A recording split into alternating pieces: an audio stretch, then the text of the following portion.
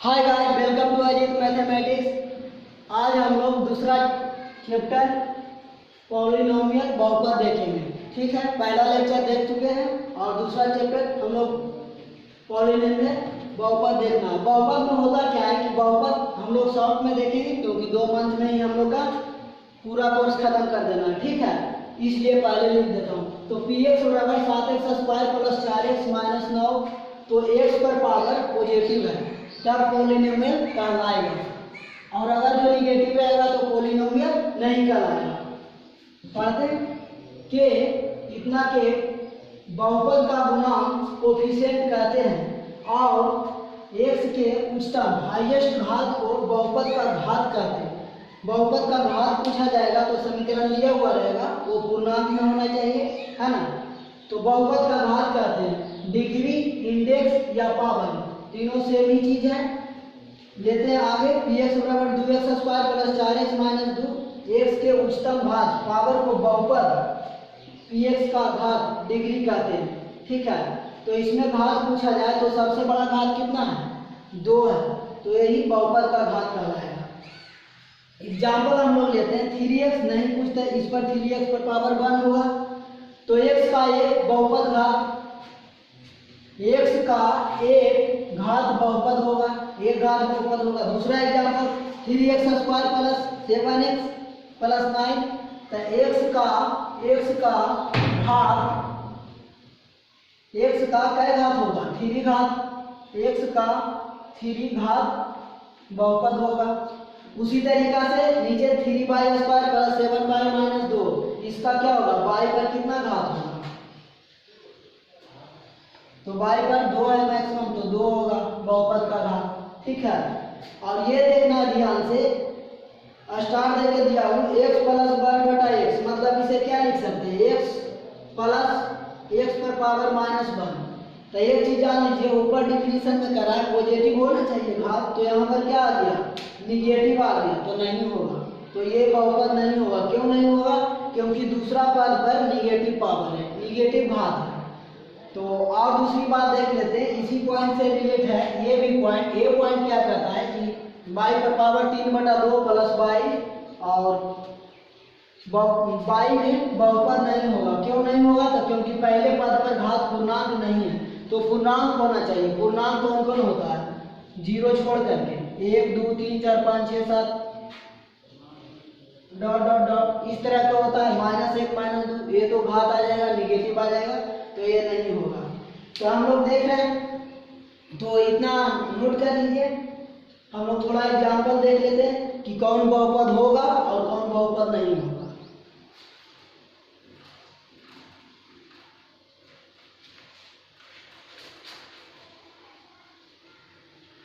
जो जो बहुपद होगा वो उस पे घात हमेशा पॉजिटिव रहेगा और पूर्णांक रहेगा, है ना। तो हम लोग देख लेते हैं कि कौन कौन घात पर नहीं है, कौन कौन बहुपद नहीं है। तो जो कौन कौन बहुपद नहीं है जो देख लेते हैं। तो जैसे में देख लीजिए, रूट के अंदर 3 है और x है और प्लस 2 है, तो ये बहुपद नहीं होगा। ये क्या होगा? ये बहुपद नहीं होगा हम लोग का, तो ये बहुपद नहीं होगा।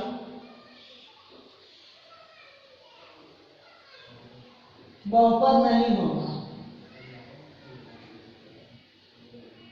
अब हम लोग देख लेते हैं कि ये बहुपद नहीं होगा। दूसरी बात देखिए, x² प्लस 1/x², ये भी बहुपद नहीं होगा। क्यों नहीं होगा? क्योंकि ये जो ऊपर जाएगा तो x पर पावर 2 हो जाएगा माइनस में, तो ये नहीं होगा। और तीसरा देख लेते हैं, क्या देख लें कि अगर जो x पर पावर यहाँ पर जैसे ई रिलेट है 3 पर पावर 3/2 प्लस 2x, ये बहुपद नहीं होगा। क्यों नहीं होगा? क्योंकि 3/2 है, मतलब x पर पावर क्या लिख सकते हैं? इसे 1/2 है ना, और पावर 3 है, मतलब क्या है कि 1/2 है, मतलब कि ऐसे लिख सकते हैं √x पर पावर 1/3, इस टाइप से लिख सकते हैं। इसलिए ये भी बहुपद नहीं है। और जो जो बच गया अब सभी बहुपद होगा। ठीक है, y² प्लस y पर पावर 1/2 1, ये क्या होगा, बहुपद नहीं होगा। क्यों नहीं होगा, क्योंकि y पर पावर हाफ है।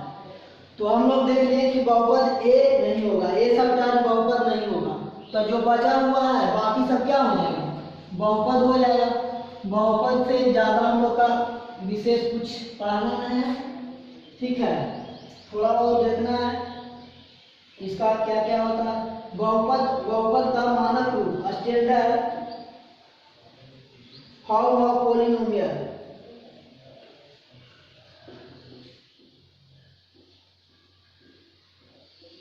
बहुपद का मानक रूप, ठीक है। बहुपद का मानक रूप इंग्लिश में होता है standard form of a polynomial. इसके बारे में देखते हैं कि इस बहुपद के द्वारा घात आरोही क्रम में, ठीक है, इसके द्वारा घात आरोही क्रम में होता है। तो घात आरोही क्रम मतलब समझ नहीं गया, सीधे याद रखना है कि बहुपद का मानक रूप क्या होता है, इसका जो घात होता है वो आरोही क्रम में होता है। अवरोही क्रम मतलब समझ रहे हैं, आरोही क्रम क्या होता है, आरोही क्रम बढ़ते हुए क्रम और अवरोही क्रम घटते हुए क्रम। तो इसका एग्जांपल दे देते हैं। आरोही क्रम, आरोही क्रम ध्यान से देना, आरोही क्रम, ये इसका मानक रूप आरोही क्रम,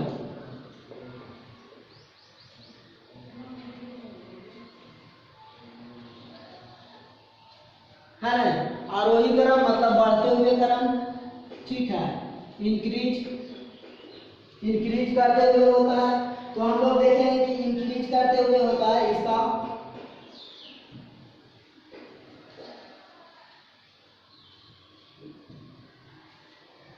तो 5 कितना ऑप्शन है, 4 + 5x, एग्जाम्पल देते हैं 4x + 5x + 3x² और प्लस क्या लिख सकते हैं अपना मन से 2x3, है ना।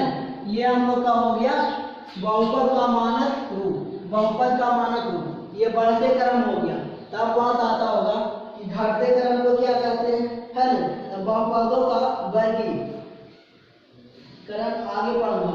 तो बहुपद का मानक रूप पढ़ लिए, ये बढ़ते क्रम, आरोही क्रम और दूसरा होता है अवरोही क्रम, ठीक है। या तो आरोही क्रम में रहे या तो अवरोही क्रम में रहे, दोनों का वही होता है। तो इस टर्म को इस साइड से भी लिख सकते हैं x³ + 3x² + 5x + 4। तो ये वाला हो गया आरोही क्रम, तो ये हो गया अवरोही क्रम।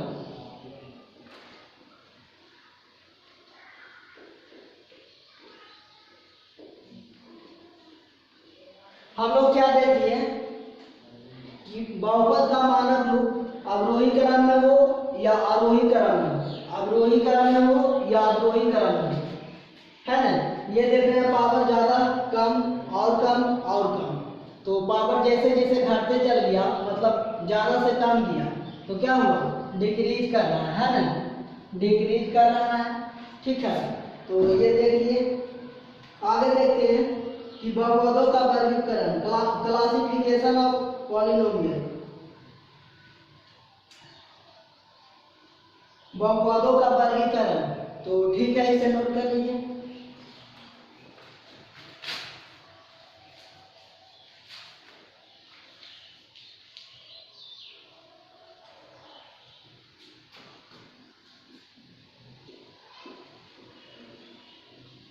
बहुपदों का वर्गीकरण,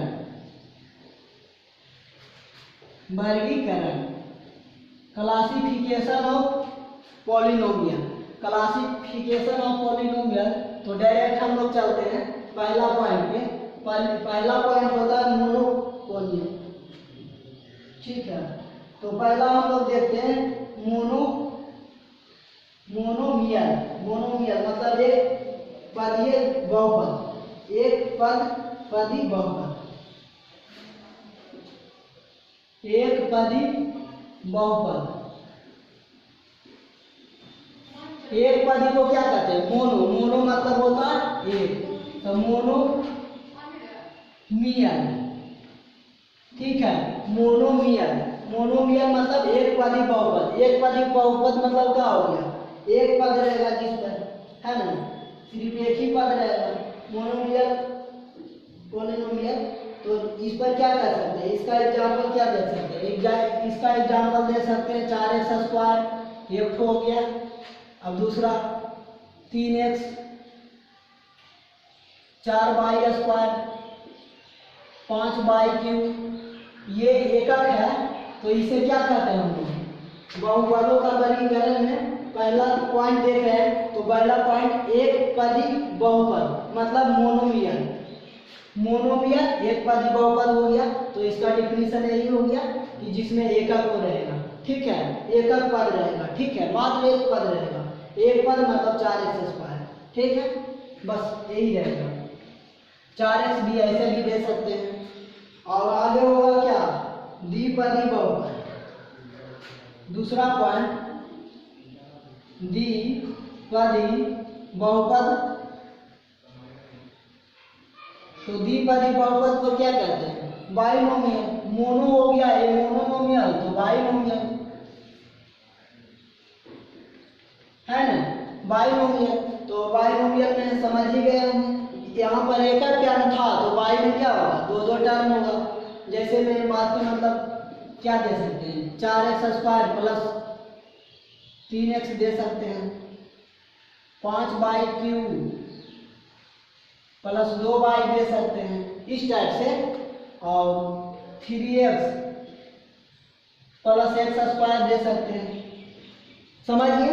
और तीसरा क्या हो सकता है, ट्राइनोमियल।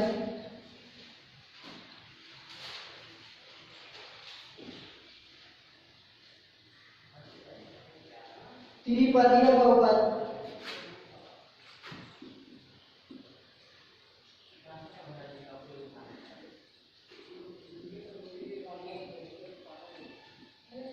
त्रिपदीय बहुपद,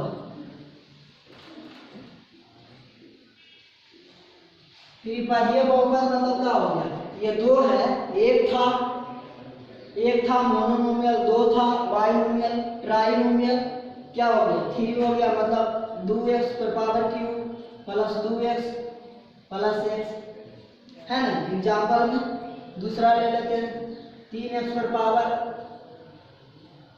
क्यूब और स्क्वायर और 4x, इस टाइप का, ठीक है।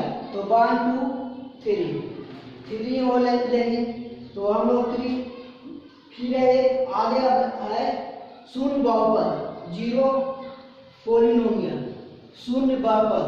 आगे देख लीजिए,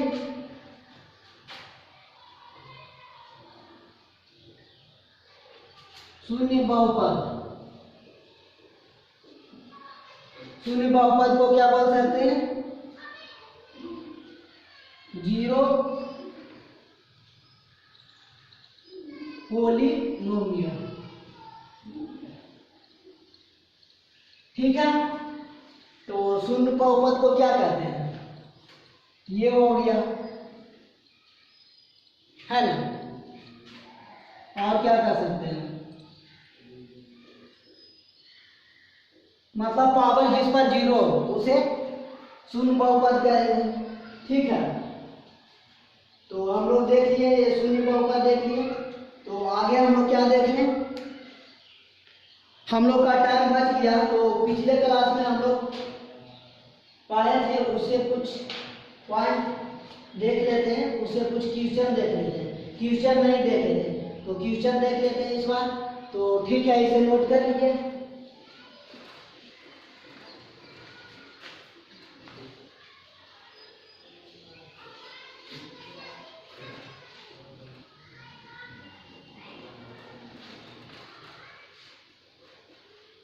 एलसीएम एचसीएफ के बारे में हम लोग भिन्न का बारे में बात किए थे, तो उसमें कुछ पॉइंट देखे थे कि ये पॉइंट देखना था कि एलसीएम गुने एचसीएफ बराबर होता है दो संख्याओं का गुणनफल। क्या होता है, दोनों संख्याओं का गुणनफल,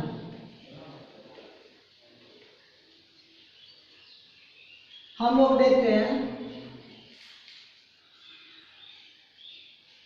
कि दो संख्या क्या क्या मान सकते हैं, px और एक मान लीजिए गुणे qx। तो हम लोग देख रहे हैं कि LCM गुणे HCF बराबर दो संख्याओं का गुणनफल है ना। LCM गुणे HCF दो संख्याओं का गुणनफल। जैसे LCM दिया रहे 24, HCF दिया रहे 3, पहली संख्या दिया रहे 6 और दूसरी संख्या मुझे पता नहीं है, तो QX कर देंगे 6 4 24, 4 तिया 12, मतलब दूसरी संख्या मेरा कितना आ गया, दूसरी संख्या मेरा आ गया 12। ठीक है, तो इस तरह एग्जाम्पल देखिए। LCM 62, HCF 62, मतलब महत्तम समावर्तक, लघुत्तम समावर्तक, lower common factor, higher common factor. ठीक है, हम लोग तो थोड़ा तेज नहीं चलेंगे।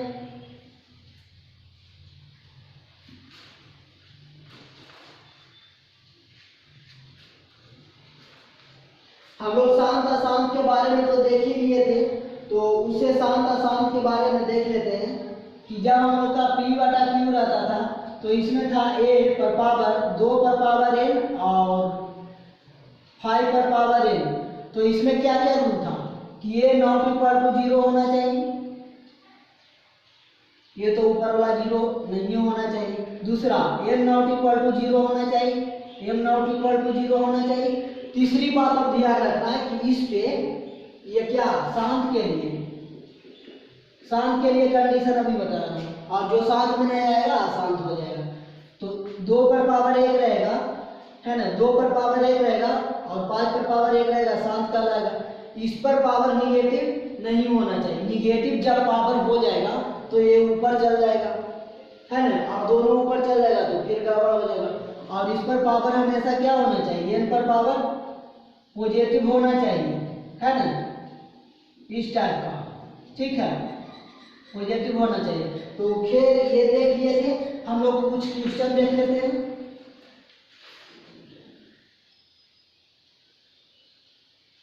क्वेश्चन हम लोग देख लेते हैं।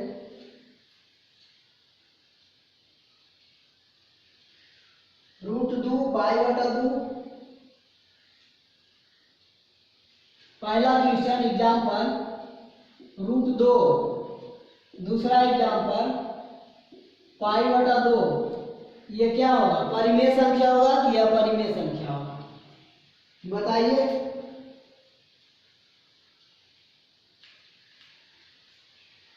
तीसरा एग्जाम्पल